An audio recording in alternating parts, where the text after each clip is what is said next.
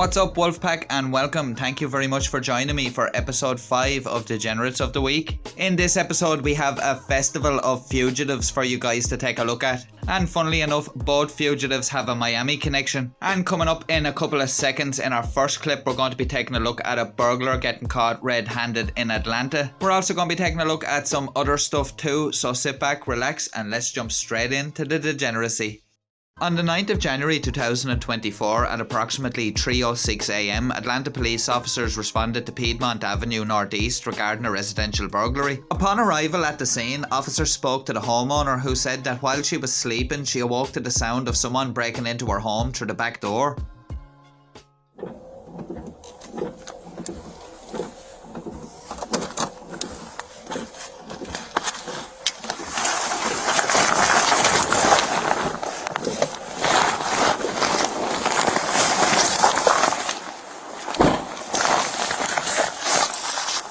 Hey, what's going on? Hi. So I was sleeping on my couch. I live right there. Okay. My name is. Okay. I heard someone sound like they were kicking in my back door. Okay. And touching the keypad. Okay. It sounded like the door opened. I ran out the front door, and I flagged this guy in. I was at home by myself, sleep. I don't know. It didn't sound like a tree falling or something, but when I heard somebody touching the keypad, it sounded like the keypad was going off. Okay. Then I just ran out the house, and I live right there on the corner. Okay. You said, is the front door open? Yeah. Okay. You want to get in the car? You want to get in the car? Yeah. All right. We get in the car. We'll go back to the house and we'll clear the house and make sure the house is on. Okay. Thank you so much. Yep. Go ahead. Oh, it's so cold. Cause it's cold out here. It is. It's freezing. She said she was sleeping on the couch and she heard somebody fumbling through the door and the keypad. So we're just gonna clear the house and make sure she's good. The officers decide to take the lady back to her property, where they're then going to clear the house and investigate further. You can tell by the lady's voice that she's terrified, and she's probably, by the sounds of it, living in the house on her own. And to be honest, she must have been pretty scared to actually run out of the house. And I really do feel for her. It's a horrible thing to be woken up to in the middle of the night. It's 3:15 in the morning and it's absolutely rotten outside. This one right here. So right here? Yeah. All right. We're gonna go. Okay, thank you. We're gonna go and see what's Yeah, and you walk through the front door, like all the way to the side. Okay, just.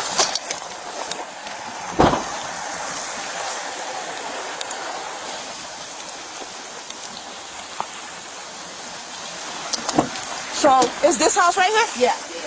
You And wanna the door, it's unlocked because It's I unlocked? like went out and I just closed it Okay, behind you want to stay right here? Yeah. All right. Good call by the lady deciding to stay in the vehicle, and if I was the officer in that situation, I'd probably ask the lady to stay in the vehicle in case something happened if there was somebody in the house and they came running out the front. Also, as I said, the weather is pretty rotten, so the best place to be is probably inside the car. So now with the address confirmed, the officers can now go around the perimeter of the property and start checking to see if there's somebody actually in the house. Huh?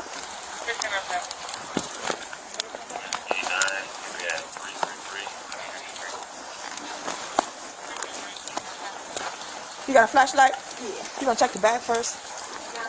Let's check the back first. Because she heard somebody in the back.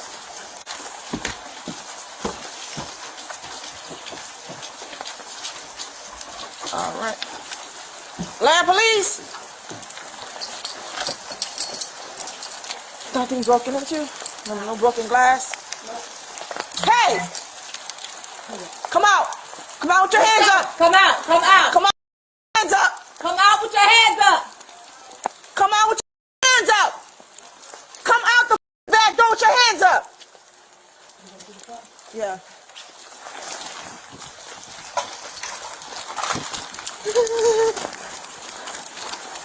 Be careful.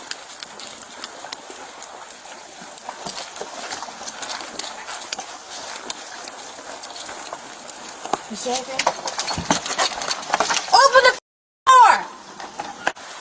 Open the door! Come out! Come out! Come out! Come out now! Come out now! Put your hands right there. Put your hands on the Go ahead.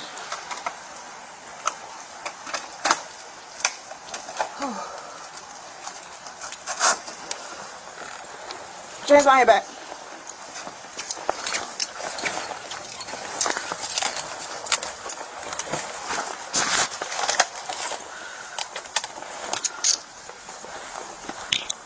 1502 radio.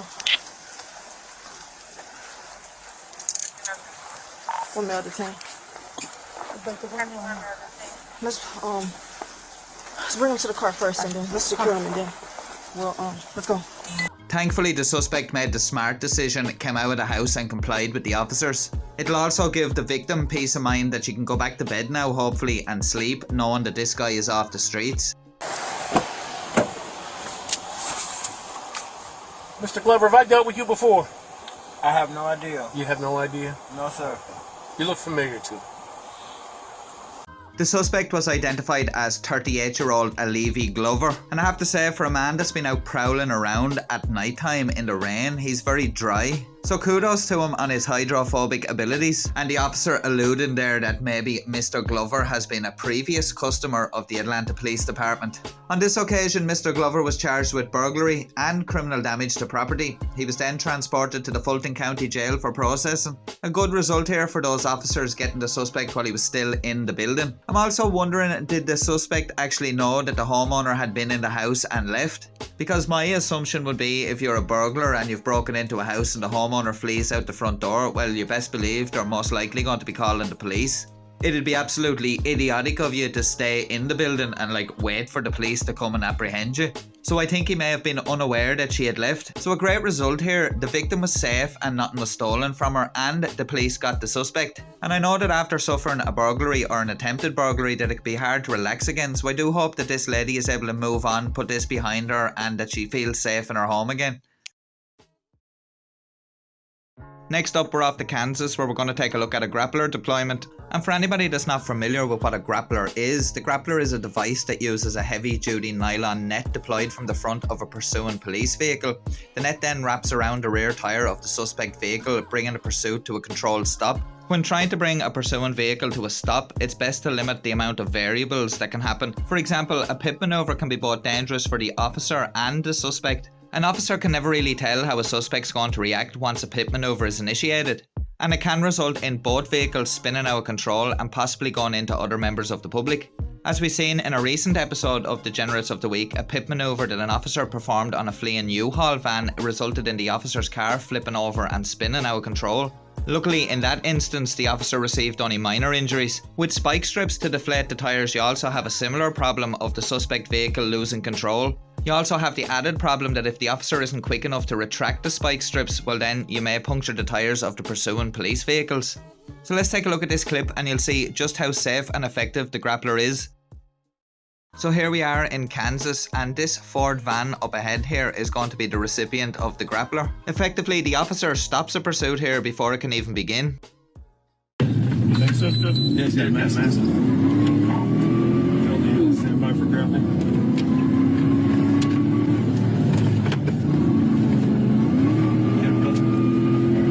You got it right there. Nice. Good grappler. Hold there.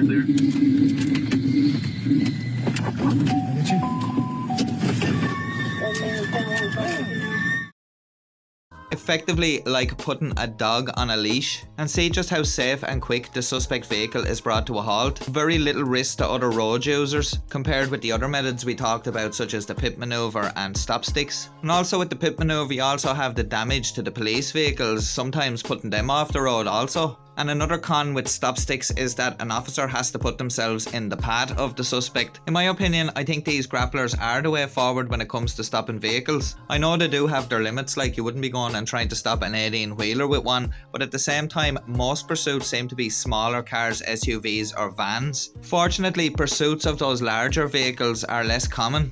I think that most fleeing vehicles that officers would encounter would be within the capabilities of this grappler device, so I do think they are a good investment for departments. And as always, I'd be interested to know what you guys think, so please do let me know down below in the comments. We're at a gas station here in what I believe is Mexico, and a quick thinking employee at the gas station thwarts a robbery by spraying gasoline straight from the pump onto one of the would-be thieves. I'm not quite sure what this potential thief was actually after here, as you'd assume that all cash and valuables would be inside the store. I'm not quite sure what his motivation was to come up and threaten this employee outside, but thankfully, thanks to her quick thinking, she managed to dispatch him quickly. Next up, we're going to look at some employees using a novel tactic in order to stop a car thief. A tactic that also impresses the responding officers. And this incident took place in a place called Akron in Ohio.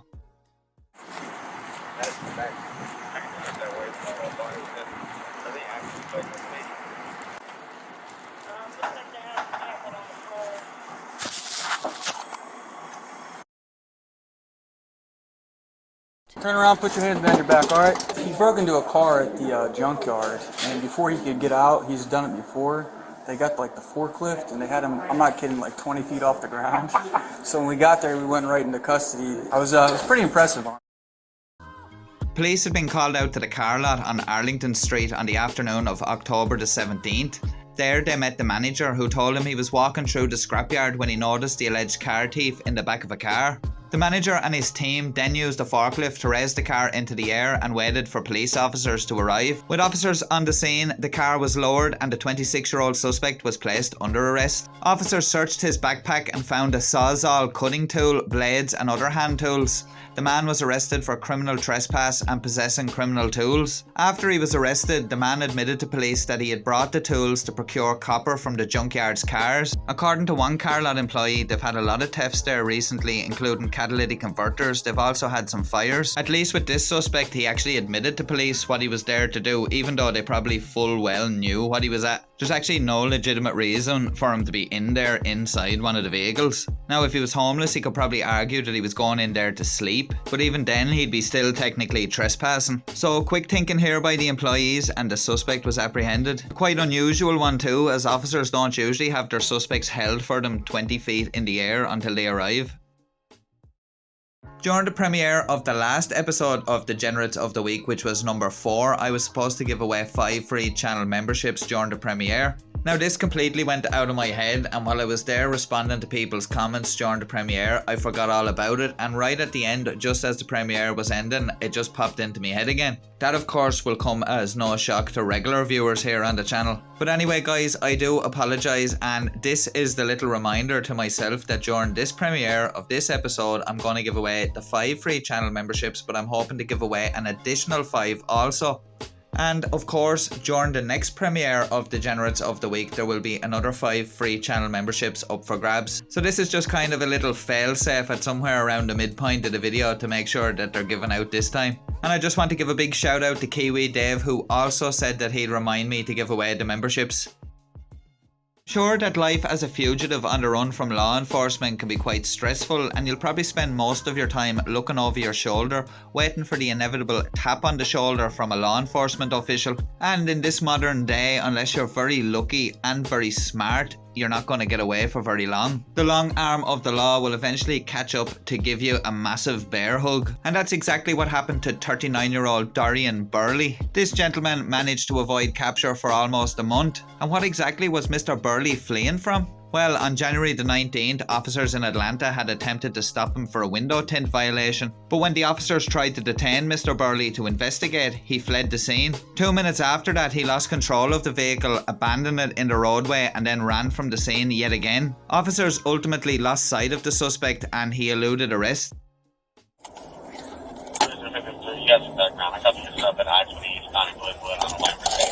Yeah, that's fine right here.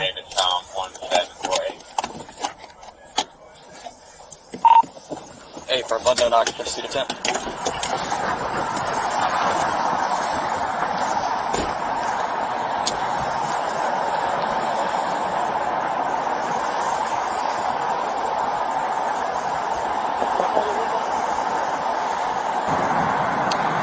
Quick question before you start reaching everywhere. You have any drugs or weapons in here? No? Alright. Go ahead. I just had to make sure I asked because I didn't want to be surprised.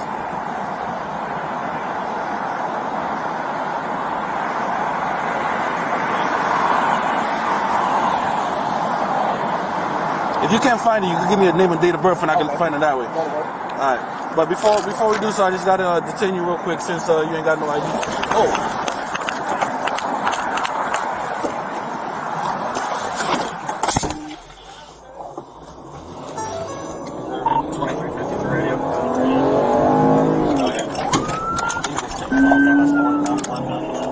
Oh, he spun out. Accident 41.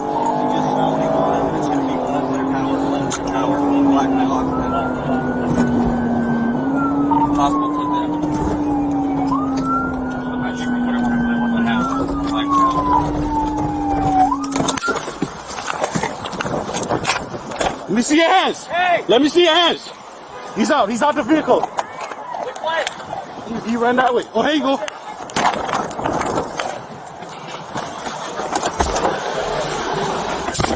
Yeah, I see him. Tell me, do he build and he's running. So after wrecking out in the roadway, Mr. Burley decides to run off into the sunset, thinking he's getting away with this. Fortunately, as I always say, he didn't hurt anybody when he wrecked out. But unfortunately that the officers weren't able to get there quick enough to apprehend him in the moment. And as you've probably guessed by now, the suspect was running away from more than just a window tint violation. Further investigation by officers revealed that the vehicle had been stolen out of Walnut Creek in December. And through their investigation, officers were able to identify the suspect and secure multiple warrants for his arrest. On February the 17th, 2024, the law would catch up to Mr. Burley when Atlanta police received information that the suspect would be arriving on a flight from Miami. After officers confirmed that the suspect was actually on the flight, the same officers whom the suspect had originally fled from on the traffic stop boarded the plane and detained the suspect. The look on his face is priceless, as I bet you he never thought this officer would catch up to him again. I'm sure this was a terrible dampener on his little trip to Miami. Come here. Step up. Let's go. Come on. Come on. What the hell? What's going on? The fuck? What the hell is going on?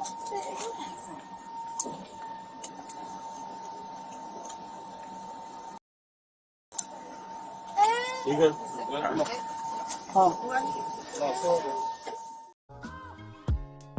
Mr. Burley was arrested for theft by receiving stolen property, felony fleeing and eluding, possession of marijuana, obstruction and multiple traffic violations. He may have had some rest and relaxation in Miami, but he had a headache to come home to in Atlanta. I do hope he enjoyed it though, because it'll be the last trip he'll be taking for quite some time. I'm wondering, did his lady friend that was with him on the flight know what was coming, or was she taken by surprise? Let's just hope she wasn't dependent on Mr. Burley to get her home from the airport. And you know I'm one that never lets the opportunity to get a couple of puns in pass me by, so I'm gonna go ahead. Mr. Burley decided to take flight from the law but got grounded when his excess baggage came back to bite him. His attempted departure from justice only ensured his arrival at the jailhouse. Excuse me, madam, what do you think of the puns here on Degenerate Watch? I think they're absolutely disgusting.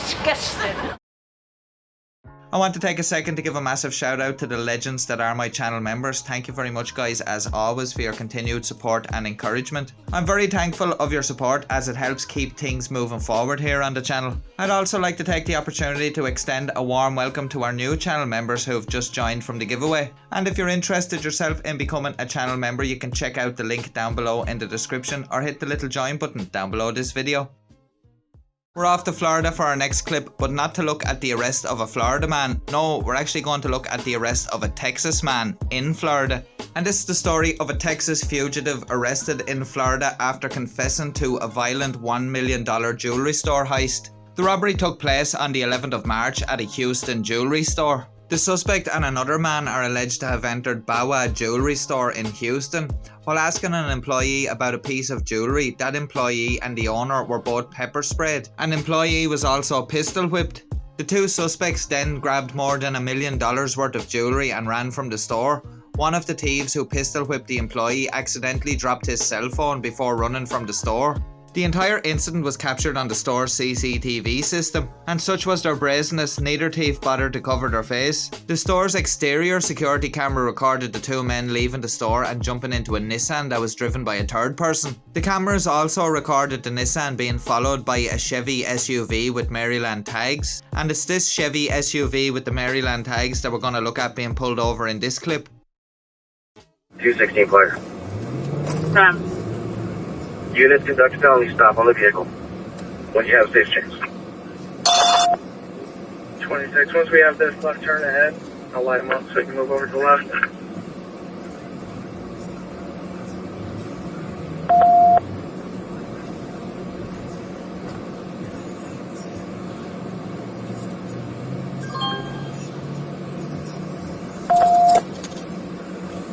Have you lit it up yet? Just got the green light. We're about to.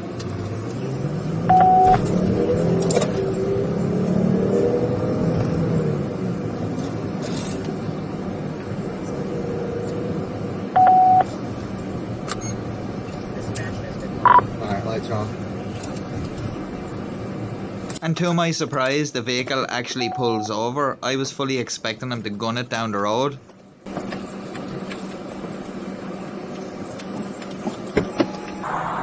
out the window. Passengers, stop. Stay where you are, passenger. Passengers, stay where you're at. You got commands.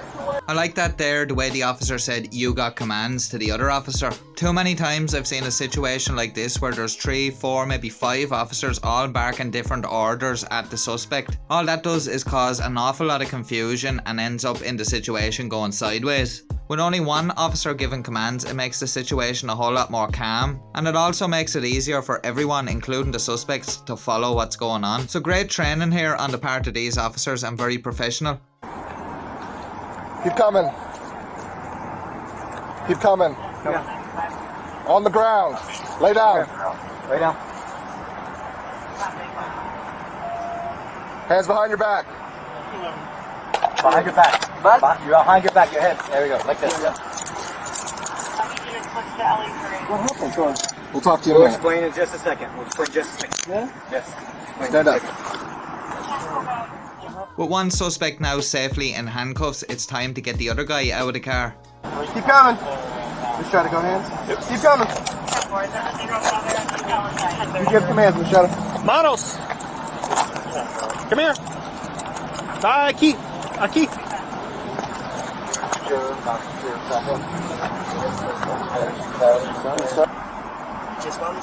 Yeah, what's running? What? They're saying there's nobody else in the car? No, Nothing. nothing. With the vehicle clear and the 2 suspects now in handcuffs, the police can start investigating just exactly what is going on here. One of the officers tells the suspects that Houston Police Department have actually told these officers to pull these gentlemen over. Now, I'm not sure if there's a genuine language barrier here or we're seeing the old usual tactic of acting dumb, but they don't seem to know what's going on here. And the arresting officers seem to be a bit in the dark on why they have been requested to pull these gentlemen over. But it won't be long until everything becomes clear. Houston Police Department told us to pull you over. We'll talk to you in a minute. 2 minutes. Houston Policia. Policia? Houston. Texas. Houston Police. Yep. Wow, what happened?